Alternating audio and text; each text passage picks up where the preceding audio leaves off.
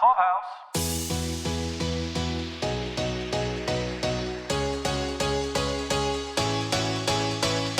Welcome back to our Day 4 coverage of the 14th season of ATX Television Festival in Austin, Texas. This is Paul. This is Caroline. And this is Mike. Last day of the festival, pretty easy day for us. We did 2 panels, we got ready, we got in, we got out, we got on with our life. But they were 2 really big panels. The first one we did was the inaugural Texas Made Award that ATX was giving out. This was the first year for several of their awards. And for the Texas Made Award, they awarded Landman, the newest show from Taylor Sheridan, which just concluded season 1. You could stream it on Paramount and is already in production on season 2. Joining this in 800 Congress was Billy Bob Thornton, the legend in person, Michelle Randolph, who plays his daughter on the show, Jacob Laughlin, who plays his son Cooper on the show, Christian Wallace, who was the co-creator and the executive producer of the show, and I don't remember actually who the moderator was. He was a Texas Monthly writer, which was a connection to Christian, who had been apparently a fact checker for Texas Monthly in the building next door to where we were sitting, or very close anyway. What a wild full circle moment for him, huh? Yeah. There was a picture that I took of everyone's feet, and except for Michelle Randolph, everyone was wearing cowboy boots. Which is funny because though she alleges that she has 5 pairs. She told us, yeah, more cowboy girl. We have to kind of just feel, she pointed out she was a California girl, but it's again got to Texas as fast as she could kind of mentality here. So, what did you guys think about getting to see Billy Bob in person? Did he live up to what you expected? And did you guys even know anything about Christian and his role of like creating and being a part of this? Billy, I had seen, interviews with him recently where he looks more like a guy that goes to rock and roll clubs than someone that hangs out on ranches and dirt roads and stuff, like his character in Landman would suggest. Is a little scrawnier in person. He said he was 142 pounds, which I was like, clutched my pearls. I was like, Billy, that's skinny. That's skinny, Billy. Exact body type that I have in my head of him. He literally looked exactly like I had imagined he would look. His hair was fluffier than I thought it would be. It was like feathered and fluffy. Feathered and deadly, I believe, is the dodgeball. Oh my. Feathered and deadly. Because it's a Taylor Sheridan show and we cover here at Pod Clubhouse all of the Yellowstone universe shows. So I feel like we spent a lot of time talking about Taylor Sheridan. I did not realize Christian Wallace's role and how personal a story this was for him. That was eye-opening for me. I enjoyed Landman in the end. I watched the whole season. I had to do it in a couple of chunks. I didn't binge it all the way through. But in the end, I liked it. I love the oil industry stories. I am less sold on the Michelle Randolph's character, Ainsley, the daughter, and Allie Larder? Yeah. Yeah, who plays Billy Bob's wife on the show, Tommy's wife on the show. I'm less invested in their characters and their stories. It hasn't really hooked me, but the story of telling the oil industry and the oil drilling industry is a thing I don't know anything about. I found myself fascinated. It felt realistic. It felt authentic. And then listening to Christian Wallace talk about the show and what went into making the show, listening to Billy Bob talk about how it has to be a show you shoot in Texas because Vancouver background actors wouldn't look right. They wouldn't look like Texans look. It's true. And listening to Christian Wallace talk about how dynamic a place the Permian Basin is in the world, on the globe. There is nothing like this anywhere. Made me appreciate the work that went into the show that they're telling in Landman. So a show I already liked for a storyline I already liked. I walked away from the panel even more appreciating it even that much more. Once in my career as a person that works in the oil industry, I needed to go to Midland. I had to take a little plane to Midland, and as you might imagine, it was only populated by people working in the oil field. And I have never been on a rowdier plane. Really? Yes. I've never seen so many dirty boots and just loud personalities as I have on a plane. You know, most planes, it's everyone kind of keeps to themselves in a way that's like, you don't bother me, I won't bother you. Or at least that's kind of the system of manners I was brought up with for using a plane. And I think another ethos was built into these guys. The whole plane full. It was like a bus. It was like a school bus. But everybody know, like in many ways, they know each other Oh, and for they sure. work together and they rely on each other. And so in that Yeah. regard, I mean, you're a white collar guy, and so you don't belong there for the most part. But that's a whole community around here that we know, and we know plenty of husbands who work out on the rigs. We know plenty of wives who are the 2 weeks on, 2 weeks off wives. There's a whole lot of Texas going on in this show. But specifically, I know it's Fort Worth and stuff. I know that. And I know it's Midland and Odessa. But it's Houston in a whole other way. You can't get away from Houston if you're talking about the oil industry. That's for sure. I think there are a couple of interesting tidbits from there. Obviously, it's a show that has a politics angle to it because of how people feel about energy in this country and in the world and fossil fuels. And obviously, this is a show, the character of Tommy Norris, the character of Billy Bob, says he talks about in the show all the time, save clutching your pearls. This is a world that still today runs on oil, whether it is in your makeup or in your electronics or in your car and gasoline. This is a world that runs on oil. And as long as that is true, we're going to pump oil from the earth. As soon as they figure out how we can make the world run on water, all the oil companies will become water companies. He had a great line. He said, Taylor has written a show without an agenda. It's a look behind the curtain that shows how the industry works, how it's done. It is not yay oil or boo oil. And I think that is actually very accurate. If you watch the show without an agenda yourself, I think you'll see a show that doesn't really take a side. It is what it is. It is definitely not glamorizing it. People have lost fingers. Tommy, the character of Tommy Norris, had to have his finger cut off. The son was exploded his first day, then beat to hell by another roughneck crew the next day. His entire crew, except for him, were killed in the explosion. That's like the first episode. It is not a glamorous look at this oil life, but it felt authentic. And if you don't know anything about it, and I think one of the things they said was, we didn't think anyone was going to watch the show, not on the coast and certainly not internationally.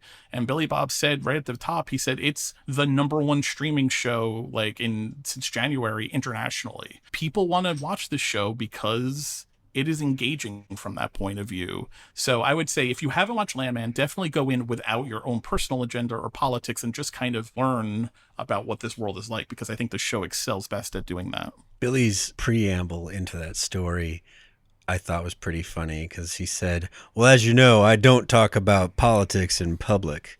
And I think I know otherwise about yes, Billy. I think that was a little tongue in cheek for sure.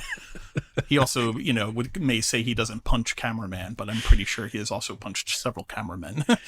Allegedly. I don't want to get punched either. So. No, he's a charming guy in person. Very charming, very engaging. What did you think, Caroline? I thought he was handsome. I thought he was engaging. I loved all the stuff that he was talking about. He spoke to the thing that I have a hard time with the show, which is the Ainsley, Tommy, the dad's interactions with each other. I mean, I do not relate to anything that daughter says to her father. It's outrageous. I think it's insane. And I was really glad that they just straight up addressed that and were like, no one would talk like this to their dad, and it is insane. And Billy Bob spoke as a dad, saying he has a daughter around the same age, and he would just explode if she talked to him the same way. So I was glad that they said that, because it's something that I have a little hang up about the show about, that I think that Ainsley is a character that I think is very polarizing. I do agree that women who look like Ainsley and look like Ali Larter's character, the wife, they do exist in Dallas, but I don't know that they act or talk the way that they show them. I do think that they have the right look, but the way that they talk is a little bit too much for me in terms of just being too bawdy, I think. Yeah, I agree with all that. I can't get behind their story. Just the women's side, and which is weird because, again, I want to be super clear. We have covered many Taylor Sheridan shows, and he normally writes extremely strong. Yes, their language can be very rough and crude, but it's not what Ainsley's doing, which is like sexually nasty and stuff in a way that, again, you just don't talk to your dad. You know, she could talk like that with her friends, but I don't understand that. And the women have kind of a shallow storyline. It's kind of silly, and that's very unusual. That's not Beth. That's not Helen Mirren, you know, in 1883. Like, these are just not the women I'm accustomed to seeing in Taylor Sheridan shows. And it doesn't even come off as like effective comic relief to me. You know, when I see them take the old folks to the strip club or whatever, I think that's supposed to be a balancing funniness to the seriousness of the stuff Mike mentioned a second ago about people getting blown up and all the other stuff happening in the show. But it just never lands with me because they're just so unlike all the other women I've ever met in this state. I think there's a point of view where if you were to ask Ali Larder's character if she is a strong woman, I think she would say she is, though. And I think that, and I'm not giving it this offense because I actually agree. And as I said, like, I'm not hooked in by the storyline, Ainsley storyline or the wife's storyline.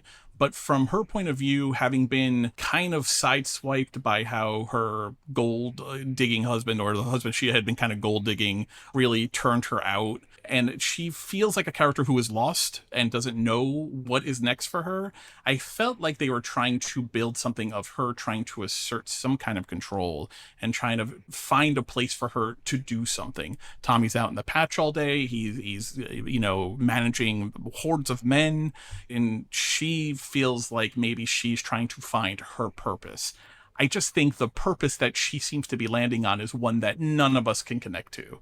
And I appreciated Michelle Randolph having you know, she said people listening in Permian Stadium, in the Panther Stadium, saying the line about, you know, I'm not even going to say what she says to her father while they're filming that with no context, must have thought she was an insane person, or at least the most vulgar person. And, you know, she kind of blushed at it and stuff.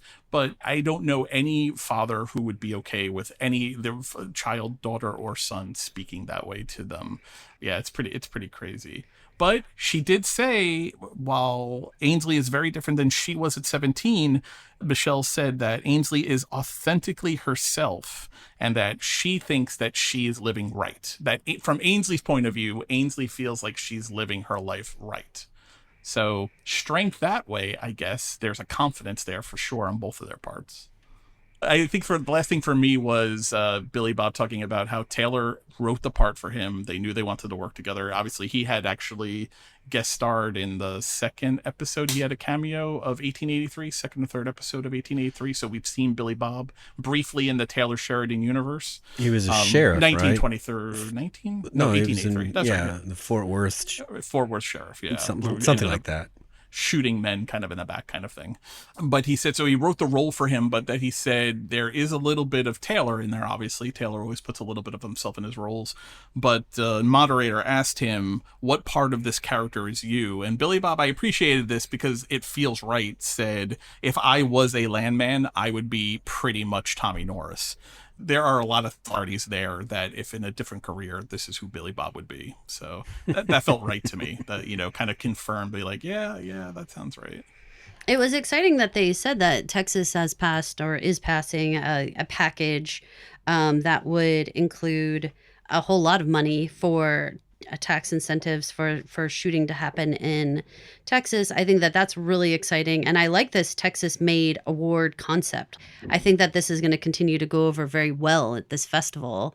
Every year, we're going to want to see something that's made in Texas. And I think that that's going to it's going to be a winner panel every year. You're right. It is $1.5 billion, right? You can pay for quite a bit. You could pay for like 2 Andors. Okay, so our next panel that we had was the Golden Girls script reading. We've talked about script reading and what that looks like, and this was a little bit different. We have had like ballrooms where we're just sitting, like literally the cast is sitting behind a table. They might mix it up between girls and guys, maybe different ages, different people playing parts you weren't expecting. We've had years where they actually acted out a little bit more when we were in ACL. there was sort of like not a full acting of the episode, but they were standing up, they were walking around. There was like a little bit cheers. They had a bar. There was like a little bit more of like interacting. So this one was again a different one, even though those two. So this was the Golden Girls, and we had a great panel. We had Yvette Nicole Brown as Rose. I think she did a good job as Rose. We had Pamela Adlon as Sophia. We had Constance Zimmer as Dorothy, and she did a very good Dorothy. And we had Carrie Preston as Blanche. Now, for my money, Carrie Preston's Southern accent was more Texas, less Georgia, but, whatever. It was still very good. Only we would know that. I thought she did a really good job, though, like portraying Blanche, because Blanche is actually kind of the hardest one, I think. Rose has such a sweet, disposition and everything. Dorothy and Sophia, Constance and Pamela, shut up, okay? You guys, they killed it so hard with those two. But Blanche, you have to get her charm, and that's kind of hard sometimes, and I think that she did a great job.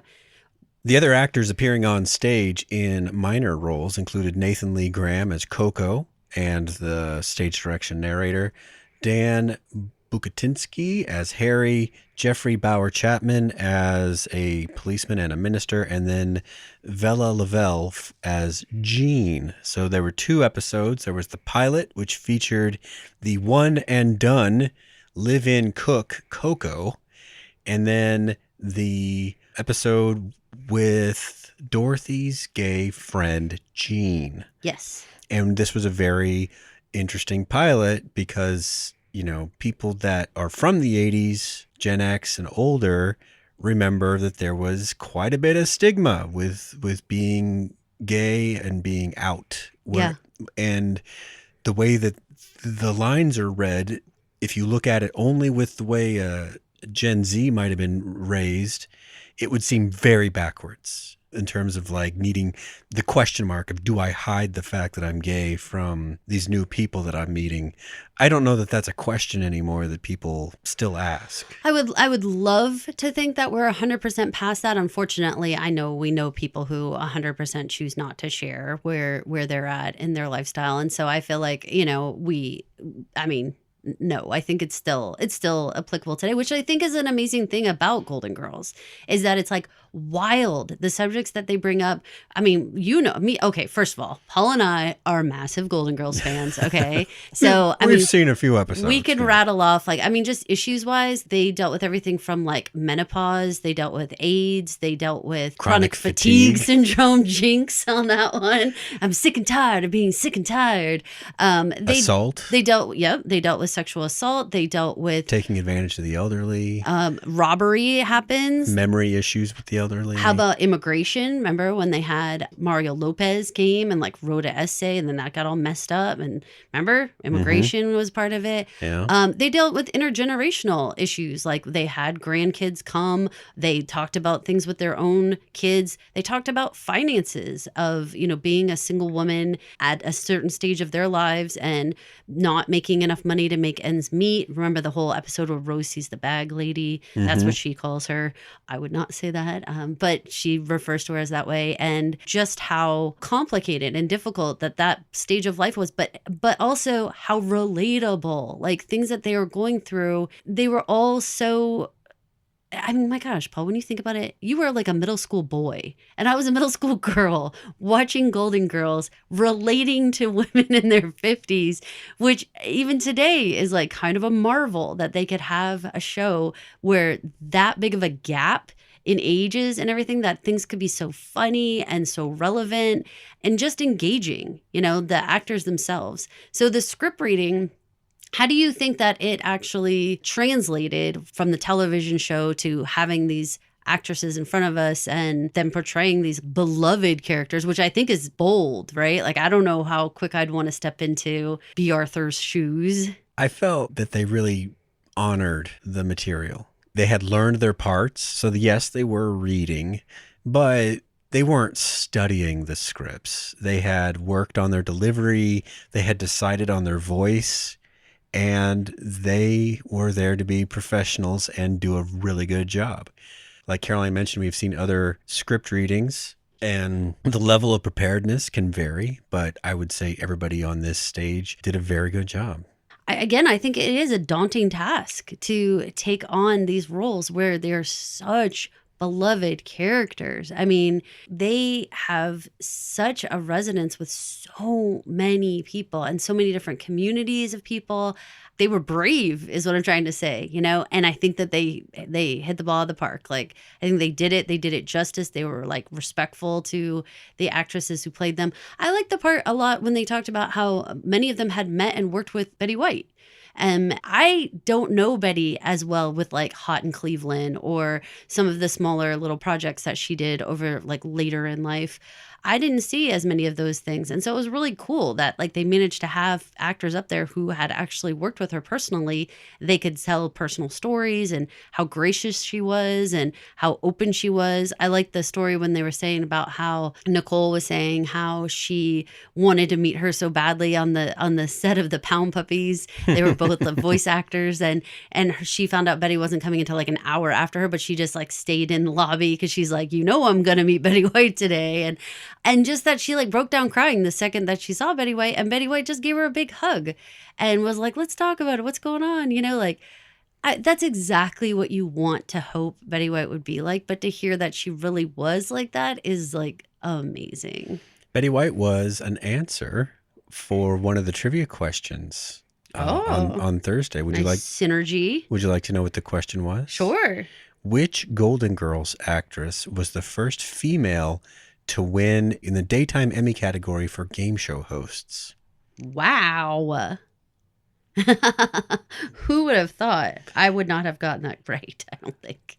Yeah, I think you would have, because you would remember that Betty, if you've watched any classic game show network, then you know that Betty really made the rounds on Password and all those. I don't know what, you didn't have to name the show. That would have been a real challenge, was naming the show that she won for. They didn't tell us that. Just that Betty White was the winner of that particular thing. So very dynamic person in real life, I think. So this was, like I said, 2 episodes and then a short panel, question and answer with the cast members that were on stage. I thought it was a great way to end the festival. Yeah, I think that they did a nice balance of fun, silly, interactive, feeling like we were all a part of it on some level, like we were all laughing. Everybody was engaged in what was going on. And then also touching on some real life stuff, talking about being, an actor, especially a woman of a certain age, and how the 50s are a difficult, and they use the word invisible age for women. That was a really important conversation that I think a lot of people would not have chosen to go to a panel had it said actresses in their 50s talking about feeling invisible. They wouldn't necessarily go to that. But putting it in this format with this like lead in, people's ears were open and they were ready to have that conversation, which I think was very clever and smart. And I'm glad that they took the opportunity to use this as a moment to say like, hey, let's shed some light onto this subject that you may not, like Paul, you may not have chosen to go to that panel, right? But if it's within a Golden Girls context, you're open and listening, which smart, right? You are exactly right. If if the title of the panel had been The Invisible Years, Women in Their 50s, less interesting. Which is kind of the point of the conversation, is exactly what you're saying. It is interesting, though. I mean, when you actually heard them talking about it and you heard about the different shows that are out there that you can watch, or the ways that you can support shows that have people generally of all different ages, and making sure that you bother tune into shows that include women of different ages. I think that was powerful. I mean, seeing that you wouldn't have attended a panel like that, but then knowing that this was a part of it, did you feel more receptive to this conversation? And did it impact, like, maybe I would watch some other shows? Part of the ATX experience is hearing from different groups that are historically underrepresented on TV, and they get a chance to talk about their show. I mean, I know we just talked about Landman, but many of the panels that appear at ATX have that exact mantra, and they're talking about their group. And so, I mean, by the end of the festival, I'd heard that same thing before, just fill in the blank for the group. You know what I mean? Sure. So, in the context of the Golden Girls, the women were scarcely older than we are now, I know. and the husbands were dead. Like their lives were just, their candles had burned out by the age I just about am. How does that make you feel? Terrible. Oh no. Absolutely like shit. So I'm not, you talk about roles that aren't even seen. Well, hello. We're dead. So at least there were the Golden Girls. Yeah. So yeah. You're trying to say there should be some golden guys? I'm saying that nobody wants to hear about stories from middle-aged, short, bald guys either, but we're never going to get a panel about it. Okay. All right. So looking back at the whole festival, what would you say your I mean, you were there as press, but you were also there as a fan first, I think. So what was your just knee jerk, I came to see this and I'm glad I saw it? Those panels, I mean, I would say The Leftovers, Mad Men, and The Golden Girls. Like those were the three for me, like the big like celebrity type ones. Those were the ones that I cared to see, I wanted to experience, and they all delivered. I would say from like like smaller panels, the PBS panel was extremely informational for me. I learned so much about how PBS works, and I know that our colleague Mike like went and found like Austin City Limits programming to sit down and watch after seeing some of that. So that one made a big impact for being a very small, very quick, tiny room panel. That was very impactful. How about you? What were the ones that really stood out for you? Some of the same ones as you. I mean, I really enjoyed the Golden Girls, but I really came to see John Hamm and John Slattery at Mad Men. The Leftovers just is like a personal warm spot in my psyche. So seeing those people on stage and talking so nicely about their time on the show, I always get a lot out of seeing them and hearing what Damon has to say about this and that. I just really respect the guy and wanna soak in his juices. And I also enjoyed the Bill Lawrence thing more than I thought I was going to. It was late, like we mentioned in the Day 3 podcast. And so I was thinking, well, I could take it or leave it. But I'm glad that I went because it was funny through the whole thing. It was just super funny to be at a live event where everybody was just so funny. And like loose and casual and easy with each other, like, which is a huge part of it. Being as late as it was, it felt like if we had like a super serious panel that we were supposed to be taking down like facts and figures on, that would have been like, no. But just like joking around, talking, listening about upcoming things, like that felt like a perfect placement of that panel, which is super important. And I think looking back, I might want to call out the Andor panel from day one, even though that was just creatives, no actors. I have found that on my own algorithm-driven news feeds, that the things that they mentioned in that interview keep coming up as things that are points of interest that people in that sphere want to keep talking about, not just the cost of the thing, but other decisions, other things that were said during the panel. And I didn't experience that with all the other panels that I sat through, you know, just the newsworthiness of what was being said. I agree with you very much. And, you know, overall, I thought that this year was like a huge comeback from where we thought after. Totally agree. I mean, COVID was, oh, man, I mean, for all of us, like a huge wet blanket on all of our lives in terms of like everybody was putting along, and it feels like derailed everything. I felt like, you know, all festivals, but this one included, really had to fight hard, you know, with the virtual years and trying to kind of limp along, and then how many people can you have together in the same space and all this stuff, writer strikes too, actor strikes, all the things.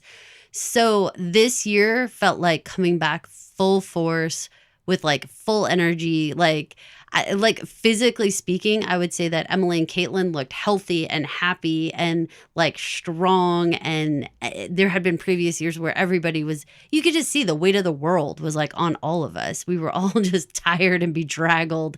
And this year felt like everybody came out like fresh faced, like ready to really start this festival perfectly right and make all of us feel like sort of like a renewed sense of like, get out there and watch TV again, get back with your TV community, get back into like where we all were before the world took a hard right, you know?